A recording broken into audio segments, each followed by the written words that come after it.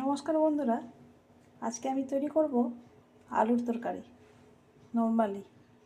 তার জন্য লাগছে আমার 4টে আলু, একটা টমেটো কুচিয়ে নিয়েছি, আর 2টো লঙ্কা নিয়েছি, আর কিছুটা নিয়েছি কাস্তুরি মেথি। এটা আলুটা আমাদের কিন্তু সিদ্ধ করে রাখা আছে, 2টো সিটি লাগিয়েছিলাম। এবারে সেই আলুটাকে আমি পিস পিস করে কেটে নেব। দেখুন, আমি আলুগুলো এরকম ছোট ছোট পিস করে কেটে নিয়েছি। এবার আমি একটা কড়াই নিলাম, কড়াইয়ের মধ্যে দিয়ে দেবো 2 চামচের মতো তেল।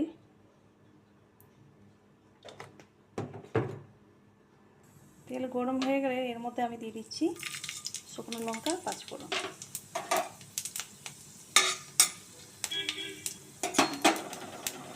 এবার আমি দিয়ে দেবো কেটে রাখা আলুগুলো।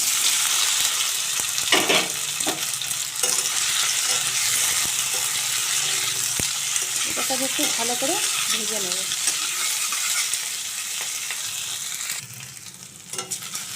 দেখুন, আলুগুলো খুব সুন্দরভাবে ভাজা হয়ে গেছে। এবার এটাকে আমি একটা বাটিতে তুলে নেব। দেখুন, আমার আলুগুলো কিন্তু ভাজা হয়ে গেছে। এবার সেই কড়াইয়ের মধ্যে আমি এই টমেটো কুচি আর লঙ্কা কুচি দিয়ে দেবো।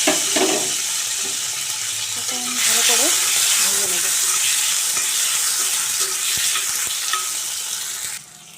এবার আমি একটু একটু করে আন্দাজ মতো লবণ দিয়ে দেবো। এবার দিচ্ছি হলুদ গুঁড়ো, আর দিয়ে দেবো 1 চামচ ধনে আর জিরে গুঁড়ো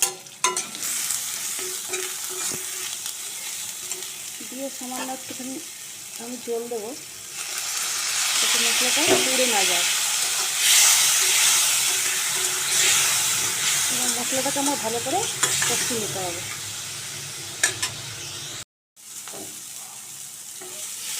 দেখুন, মশলা সব আবার ভাজা হয়ে গেছে ভালো করে।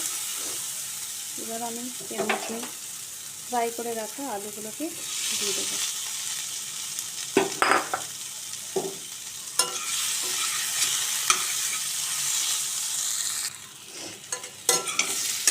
আবারও আমি একটু নাড়াচাড়া করে নেব। তারপরে এর মধ্যে আমি জল দিয়ে দেবো। আমি এর মধ্যে 1.5 কাপের মতো জল দিয়ে দিয়েছি। এবার আমি এর মধ্যে দিয়ে দেবো কাস্তুরি মেথি।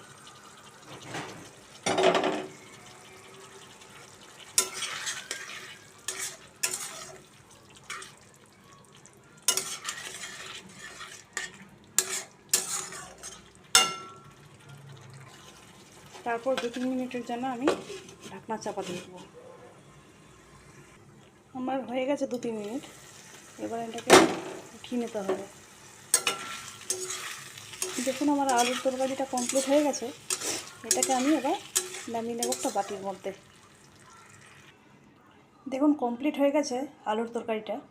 এই তরকারিটা আপনারা রুটি, পরোটা, লুচি দিয়ে খেয়ে দেখবেন, খুব ভালো লাগবে।